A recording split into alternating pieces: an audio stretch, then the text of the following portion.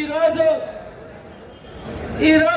ఈ కార్మిక వర్గానికి ఒకటే తెలియజేస్తా ఉన్నాం. ఎందుకనంటే అన్మ్యాన్ కార్మికులు ఉన్నారు.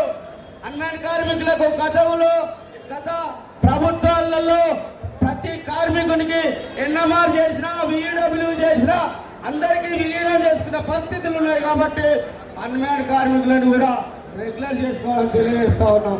దాంతో పాటుగా ఒకటే మేజర్ డిమాండ్, మన కార్మిక వర్గం అంతా 24 గంటలు విద్యుత్ సంస్థలో పనిచేస్తున్నాం, పబ్లిక్ సెక్టర్ లో పనిచేస్తున్నాం. చాలా మంది యాక్సిడెంట్ లో చనిపోతున్నారు. వాళ్ళందరికీ ఈపీఎఫ్ జీపీఎఫ్ సౌకర్యం కల్పించాలి. ఎందుకంటే ఈ సెంట్రల్ గవర్నమెంట్ కు సంబంధం లేకుండా మన రాష్ట్ర ప్రభుత్వం మేనిఫెస్టోలో కూడా పెట్టడం జరిగింది. కాబట్టి మన బాధలు చూసుకొని ఒక్కొక్కరు పిట్టల్లాగా కాల్చి మరిపోతున్నారు. కాబట్టి ప్రతి ఒక్క ఎంప్లాయీకి జీపీఎఫ్ సౌకర్యం కల్పించే విధంగా అమలు చేయాలి. కాబట్టి రెండు చేయాల్సిన ఒకటే మా యునైటెడ్ ఎంప్లాయీస్ సిఐటిగా తెలియజేస్తా ఉన్నాం.